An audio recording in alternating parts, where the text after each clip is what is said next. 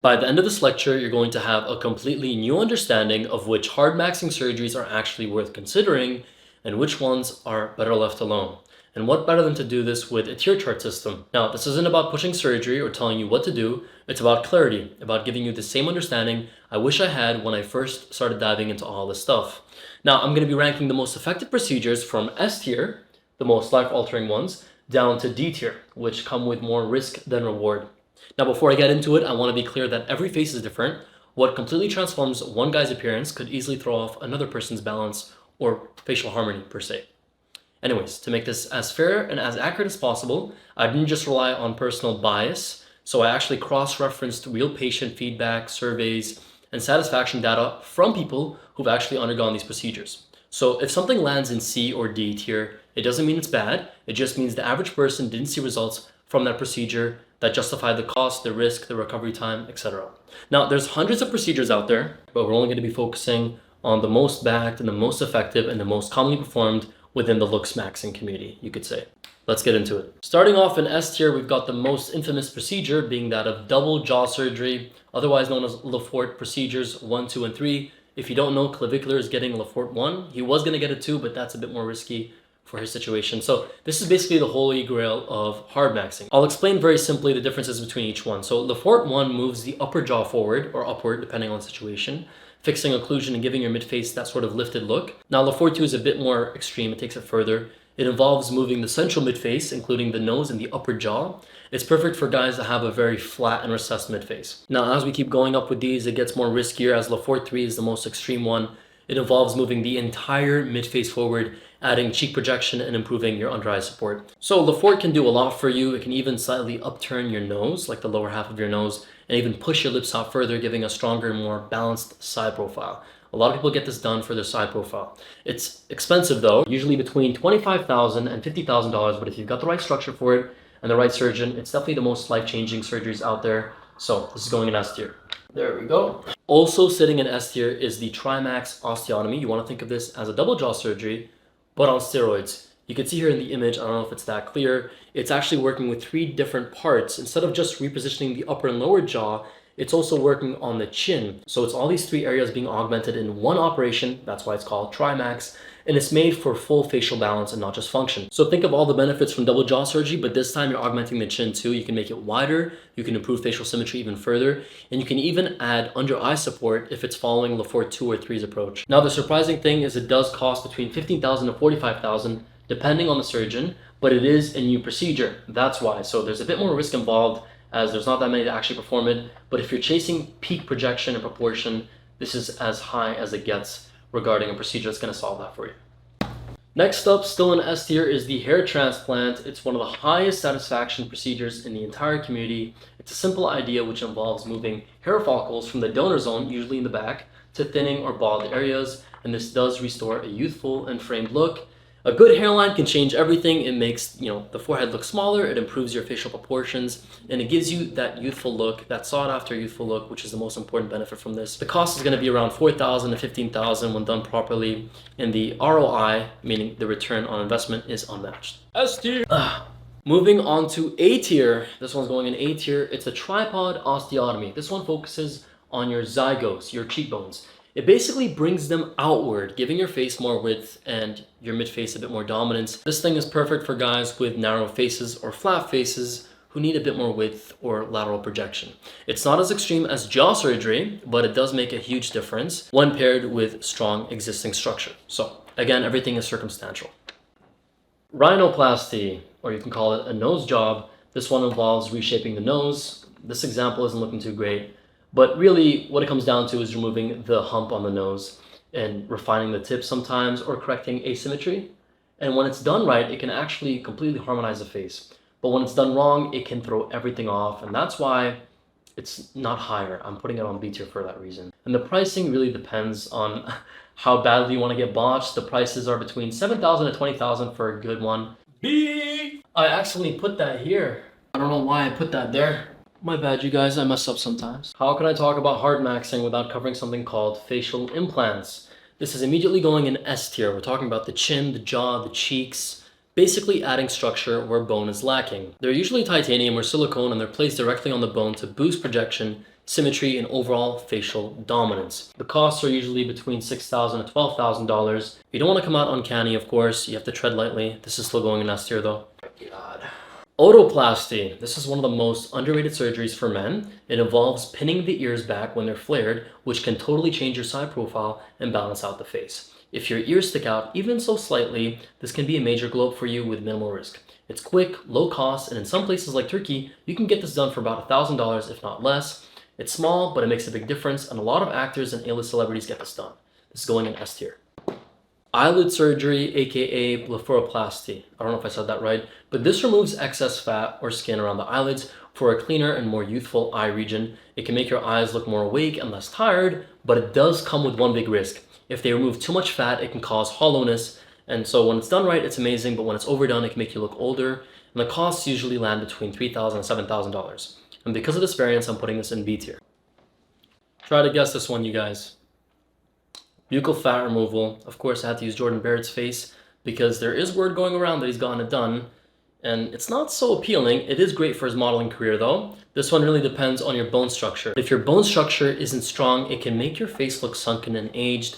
So honestly, it ranges from anywhere from C to A depending on your genetics, and the cost usually is around $2,500 to $5,000. Sorry, Jordan. Clavicle lengthening. We had to throw in some gesture procedures in here. This one is as extreme as it sounds. They literally lengthen the collarbones to increase your shoulder width, and it can make your frame look more masculine, but the risks and the recovery and the costs are extremely heavy. You're looking anywhere from $20,000 to $45,000 and months of healing time. So honestly, I'd only consider this if your face is like maxed out and like your shoulders are so bad, your clavicles. But it's not worth it for most people unless you're chasing absolute proportions. So I highly don't recommend. Honestly, it doesn't even deserve to go and see, but I'm gonna put it there because of the surveys and the satisfaction results. Thread lifts. It's a temporary lift using dissolvable threads to pull your face up just a little, usually the cheeks or the jawline, and it gives a good fake tight look that fades within months. So the cost is usually between $2,000 and $4,500, and the results don't last, and they often lead to uneven skin texture afterwards. It's a lot of grannies getting this done. It's more so of a quick and temporary fix like filler, unlike a real hardmaxing procedure. So this is going in D tier for that reason.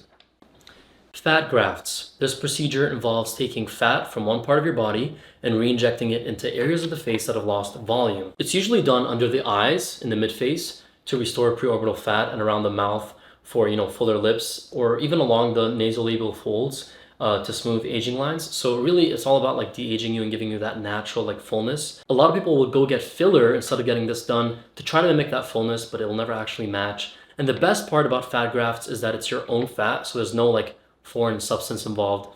In places like Thailand, you can get this done for like cheap, like $1,000 to $3,000, but who's gonna go to get that done? It's one of those rare procedures that can actually restore youth without making you look done or fake. So I highly recommend looking at this if you're thinking about filler, because filler is a no-go, and we'll talk about that in just a second. So this is going in S tier. Ooh, this one's a fan favorite for all the guys out there with negative canthal tilts. This procedure is called a canthoplasty, otherwise known as a canthopexy. It involves reshaping or lifting the outer corner of your eyes to improve your canthal tilt. And if you don't know what that is, check out this diagram. That's pretty much what the canthal tilt is. It's going to give you that upward angle that gives a more sharper and masculine look, a feline look, you could say, depending on your structure, of course. It's subtle but powerful, and the right tilt can completely change how your eyes kind of look to everyone. You can appear more confident, more awake, less tired. Like this guy, as you can see here, the change is kind of minimal. He didn't really have the structure for it, but because of the results varying, this is going in A tier, and this can run you between $4,000 and $9,000 depending on the surgeon and the country you're in. Submental liposuction, C tier, and I'm putting this there because it's basically chin lipo. It involves removing fat under the chin to make your jawline more defined. It sounds good in theory, but it's low yield if your bone structure isn't there to begin with. So if you've got a weak chin or low hyoid, the results won't last long term, especially with weight gain or loose skin. This usually costs between $2,000 to $5,000, and it's better suited for people that have decent structure to work with. So you can take a look at these pictures. The results aren't exactly so great, and that's why it's going in C grade. Fillers. Everyone gets fillers for a quick fix. Hyaluronic acid being injected to add volume in the cheeks, the lips, the under eyes, the jawline. It is quite frankly one of the worst procedures. Why? Because they get stuck in your face. Fillers also migrate. They don't dissolve like people think. You know, they'll look decent for a few months and then slowly they'll start to ruin your natural contours. The costs are going to range from $600 to $1,200 per area, but is it worth it long term? Definitely not. So that's why it's going in F tier, if I could put it. This thing, before I even say what it is going in F tier, but we don't even have space for it on the board. We're talking about calf implants. These are silicone inserts that are placed into the calves to make your legs look more muscular. It's high risk, high scarring, and honestly not worth it. Are the size of your calves going to impact the quality of your life? And even so, you could try to build them naturally, but even if you can't, is it going to justify the cost of the surgery? It's about $6,000 to $12,000, and the complication rate alone puts this at the near bottom of this list. Absolutely ridiculous if you're going about getting this. Sliding genioplasty. This one involves moving the chin forward, backwards, or downwards by cutting and repositioning the chin's bone. And this can help fix, mild recessions in the face, and it can slightly improve your projection from the side, but it falls short compared to other procedures out there, like full jaw advancements or even implants. Alright, anyways, next one is jaw shaving, also called mandibular reduction. This is going in C tier automatically. This one literally involves shaving down your jaw to give it a better angle, to make it like slimmer on your face. It's mostly done for women that have like exaggerated jaws and look very masculine, or men with extremely wide jaws. You'd have to look like a complete shark or like a Minecraft character. But yeah, for most guys, overdoing this can actually kill your masculinity completely.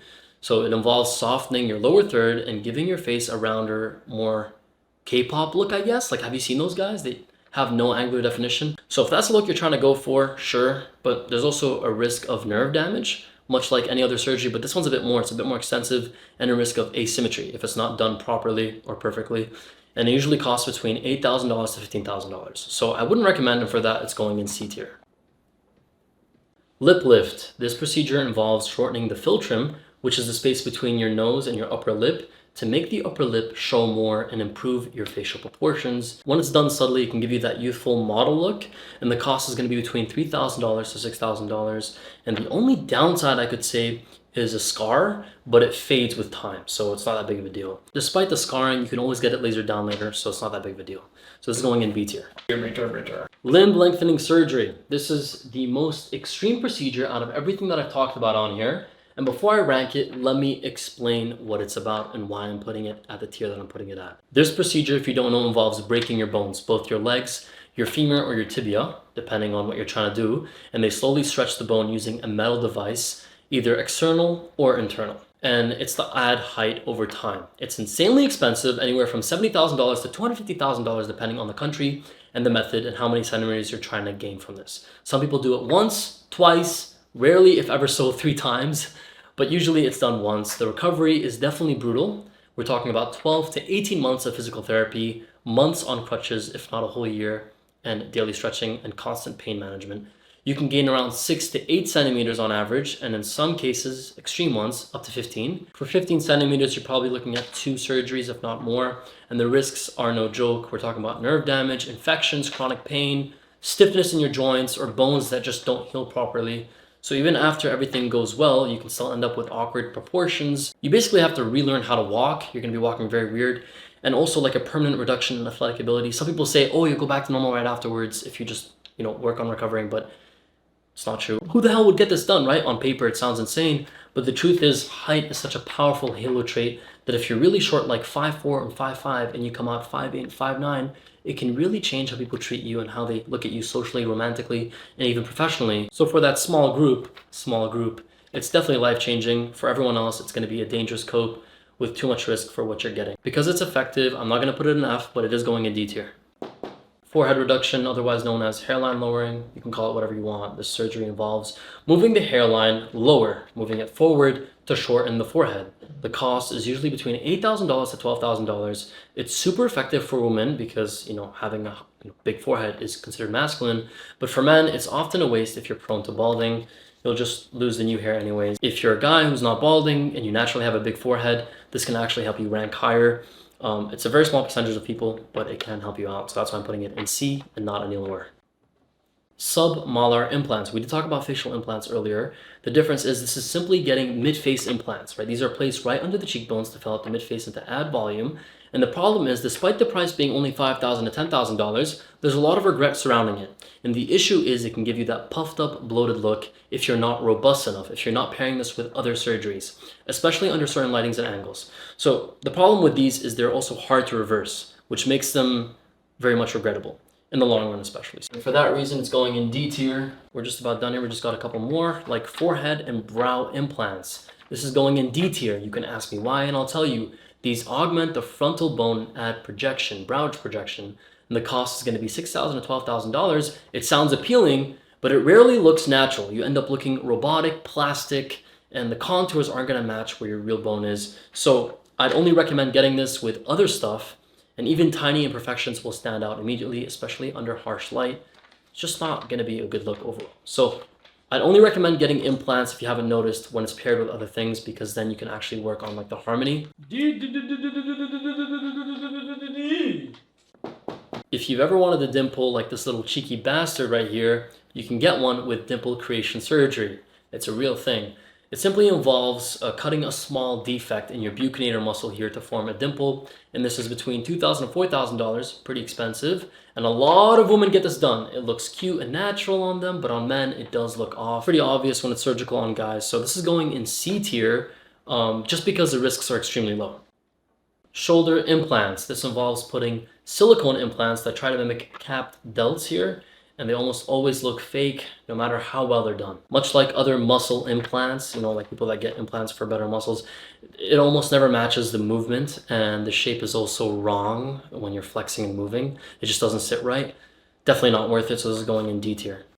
Abdominal etching. This procedure involves liposuction around the ab area, which is going to sculpt your abs out. It can look pretty good on guys who are already lean, who want a bit more definition down there, but it fades the moment your weight changes, so you kind of have to like watch your weight. And for most people, consistent training and diet will actually give you better results without the risk.